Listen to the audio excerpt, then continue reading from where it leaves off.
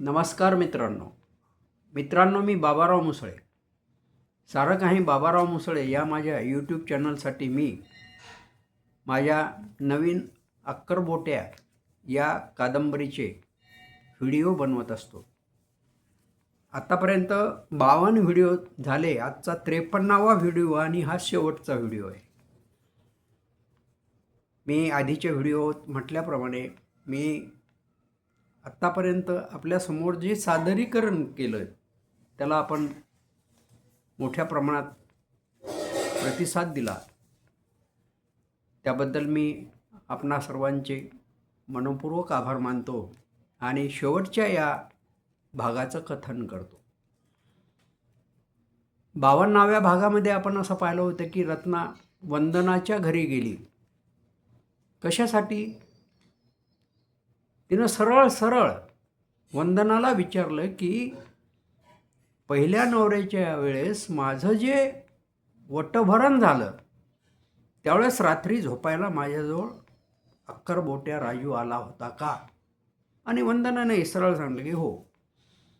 आणि अर्थात त्याच्यामुळेच अक्करबोट्या राजूला 11 बोटं म्हणून त्या मुलाला, जो परदेशातून आईचा शोध घेण्यासाठी आलेला आहे, त्या मुलाला सुद्धा 11 बोटं याचा अर्थ तो अक्करबोट्या राजूपासून झाला.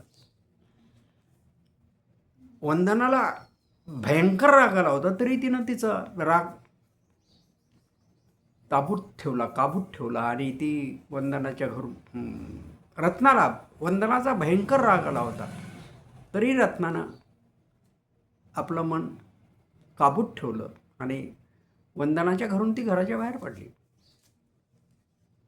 पण घराच्या बाहेर पडताना वंदनानं तिला असं म्हटलं होतं की तू येणार का उद्या? मग राजू आणि मी त्या मुलाला आणायला चाललो. राजू त्याला पटवून सांगणार आहे की तू माझाच मुलगा आहे आणि तू इथं घेऊन येणार आहे त्याला, सगळ्या गावालाही सांगणार आहे, तर तू येणार का? वंदनानं नंतर सांगतो असं म्हटलं होतं. रत्नानं नंतर सांगतो असं म्हटलं होतं. आणि मग दिवसभर तिच्या डोक्यात तोच विषय होता. शाळेत गेली तरी तोच विषय होता. पण काय करायचं? म्हणजे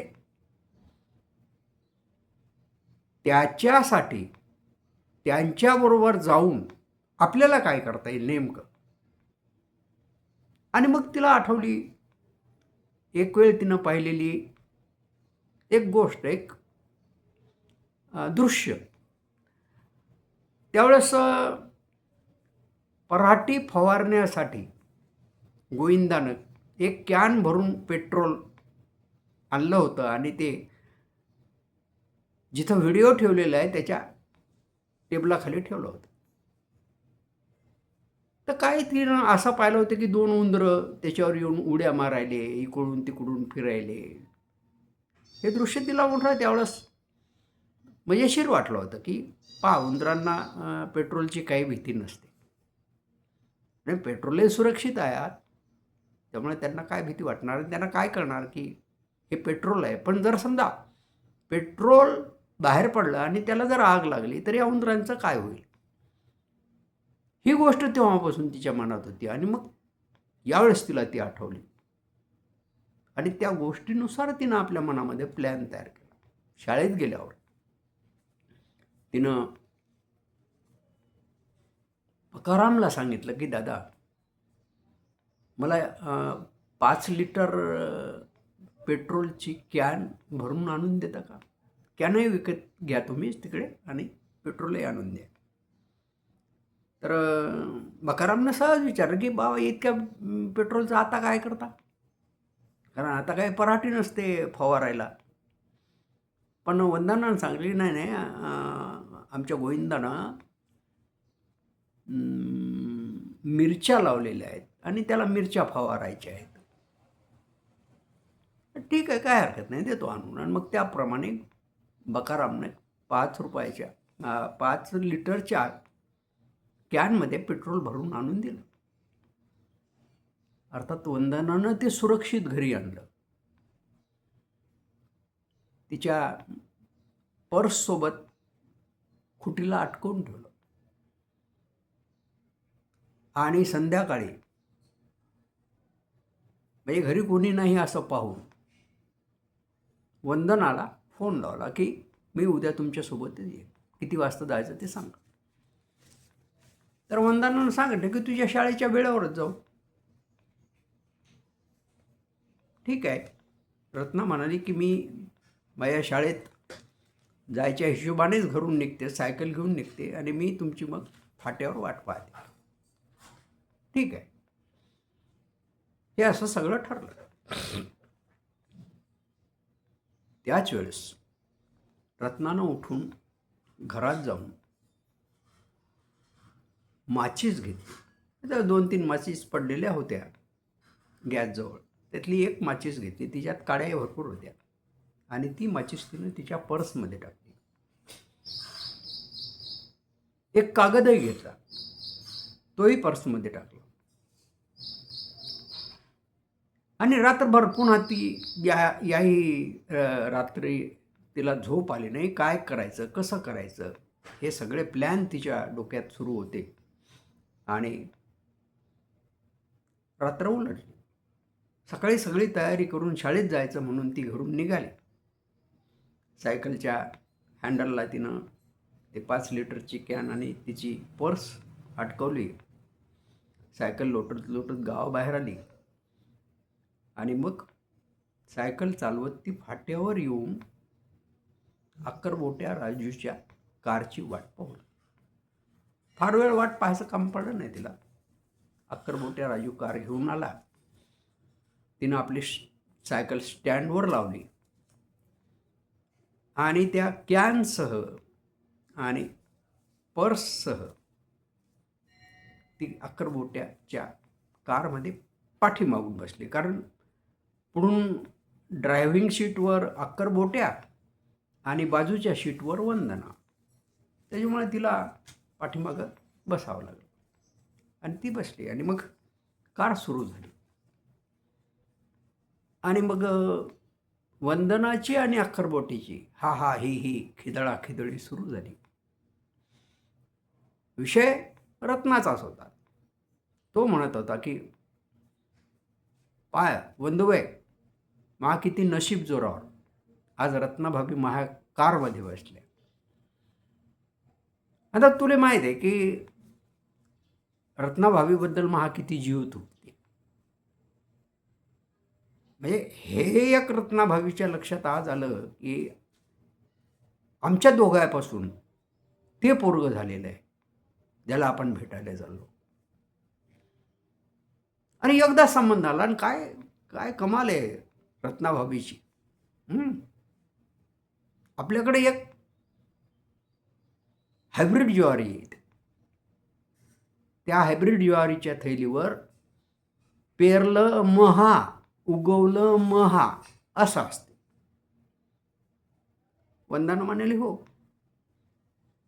पण आता त्याच्यात मी बदल करतो आणि पेरलं महा उगवलं महा. महा म्हणजे महा माझं. आणि हे रत्नाभावीच्या बाबतीत एकदाच पेरलं आणि उगवून आलं. आता ह्या सगळ्या गोष्टी रत्नाला असह्य होत होते. तिचं मन खदबदून खदबदून येत होतं. तिची त्या कॅनच्या त्या थैलीकडे राहून राहून नजर जात होती आणि तिला वाटत होतं की आता आपण हा कार्यक्रम आपला उरकून घ्यायला हरकत नाही. त्या दोघांचं हसणं खिदळणं सुरू होतं आणि मग वंदनानं अतिशय शांतपणे पर्स उघडली. पर्समधला कागद उघडला. पर्समधला कागद काढला. माचीस काढली. ती जी पेट्रोलची कॅन होती ती समोर घेतली दोन्ही पायाच्या मधात आणि कागद पेटवला. कागद पेटला. तिनं कागद खाली ठेवला. कागद पेटलेलाच होता आणि कॅनचं झाकण काढून तिनं पायानं कॅन राजूच्या शीटखाली लुटून दिली आणि क्षणार्धात भडका झाला. बाप रे बाप रे, मेलो मेलो असे राजाच्या तोंडून आणि वंदनाच्या तोंडून आवाज निघाले. रत्ना मात्र शांतपणे त्या मरणाला सामोरी गेली. अचानक कारने पेट घेतला हे पाहून अक्करबोट्या राजूचं कारवरचं नियंत्रण सुटलं आणि कार रोडच्या बाजूला जाऊन एका खोल खड्ड्यात पडली आणि धडधडून पेटली. अर्थात कारमध्ये सुद्धा पेट्रोल होतं. त्या पेट्रोलने पेट घेतला, मोठा स्फोट झाला आणि निस्त्या ज्वाला आभाळात झेपावू लागल्या. रोडनं जाणाऱ्या लोकांनी हे दृश्य पाहणारे लोक थांबले. बऱ्याच मोटरसायकली थांबल्या, कार थांबल्या. कोणाची कार आहे बुवा, कशी पेटली याची चर्चा सुरू झाली. कोणीतरी पोलीस स्टेशनला कळवलं आणि बऱ्याच वेळानंतर पोलीस आले. त्यांनी त्यांच्यासोबत एक घंटागाडीसुद्धा नगर परिषदेची आणली. घंटागाडीने पाणी फवारून जवळपास म्हणजे अर्धा घंटा पाणी फवारून कार पूर्णपणे विझवली. पोलिसांनी मग कारवाई सुरू केली. पोलिसांच्या लक्षात आलं की कारमध्ये 3 मृतदेह होते आणि त्यांचा कोळसा झाला होता. नुसते सांगाडे शिल्लक होते. अर्थात हे कोण होते ते काहीही माहीत नव्हतं. कार कोणाची, कुठून आली होती, हे 3 जण कुठे चालले होते, त्यांची नावं काय, त्यांचं गाव काय, काहीही कोणालाही माहीत नव्हतं. आणि पोलिसांनी पंचनामा करून ते मुडदे म्हणजे सांगाडे पुढील तपासणीसाठी पाठवले. आणि काय, इकडे संध्याकाळ झाली. अर्थात ही बातमी रत्नाच्या गावातही पसरली आणि अनेक लोक ती गाडी पाहायला आले. बरं, गोविंदा कुठंतरी शेतात होता, त्यामुळे त्याचं काही येणं झालं नाही किंवा त्याला ती बातमी कळली नाही. तो आणि राणी दिवसभर शेतात होते. ते संध्याकाळी घरी आले तेव्हा त्याला कळलं की अशी एक घटना घडलेली आहे आणि एक कार पेटलेली आहे, त्याच्यात 3 माणसं होते. आता संध्याकाळ होत आली तरी रत्ना शाळेतून परत आली नाही. का आली नाही? इतका वेळ तिला कधी लागत नाही हे त्याच्या लक्षात आलेलं होतं. पण आज का लागला, मग आज का उशीर झाला?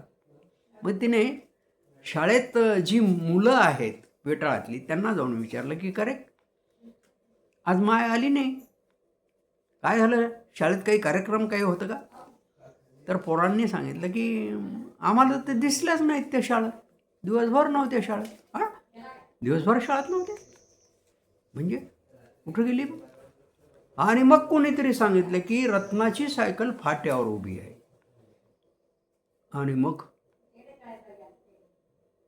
गोविंदा फाट्यावर गेला, पाहतो तर खरंच सायकल उभी. सायकल इथं उभी करून माय कुठं गेली असेल? बरं, गेली समजा एसटीनं गेली असेल का ऑटोनं गेली असेल, तर ती परत का आली नाही? ती कुठं गेली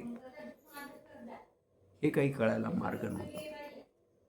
आणि उगीच एक त्याच्या मनात शंका आली की त्या कारशी तर मायचा काही संबंध नसेल, पण कोणाची कार आहे, कोणाच्या कारमध्ये माय कशाला बसेल?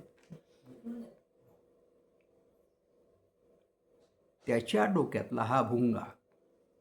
आणि त्याच वेळेस अक्करबोट्या राजूच्या घरीही अक्करबोट्या राजू अजून वाशिमहून परतला नाही. वंदनाच्या घरीही वंदना अजून वाशिमवरून परतली नाही याची चिंता सुरू झाली. आणि गावात मग ही बातमी हळूहळू फुलू लागली. आणि मग गावात या गोष्टीला लोकांनी मान्यता दिली की ती कार नक्कीच अक्करबोट्या राजूची होती आणि त्या कारमध्ये अक्करबोट्या राजू, वंदना आणि रत्ना होती. हे जेव्हा गोविंदाच्या कानावर आलं तेव्हा त्यानं त्याला सपशेल नकार दिला की शक्यच नाही, आमची माय आणि त्या अक्करबोट्या राजूच्या कारमध्ये कशाला जाईल, दुसरं कोणी असेल. त्यानं दुसऱ्या दिवशी जाऊन पोलीस स्टेशनला रिपोर्ट दिला, सगळा घटनाक्रम सांगितला आणि पोलिसांनी सांगितलं की ठीक आहे, तुम्ही म्हणता ते आम्ही तपास करतो आणि तुम्हाला कळवतो. आणि एका दडपणाखाली मायच्या असण्या नसण्याची चिंता करत गोविंदा नाईलाजाने गावाकडे आला. रत्नाचं काय झालं हा प्रश्न त्याच्याबरोबरच राणीला सुद्धा पडला. पण त्यांच्या प्रश्नाचं उत्तर कोण देणार. नमस्कार. याबरोबरच ही कादंबरी इथे संपली. पुन्हा आणखी एखादी कादंबरी घेऊन मी आपल्यासमोर लवकरच येईन. तोपर्यंत भेटू.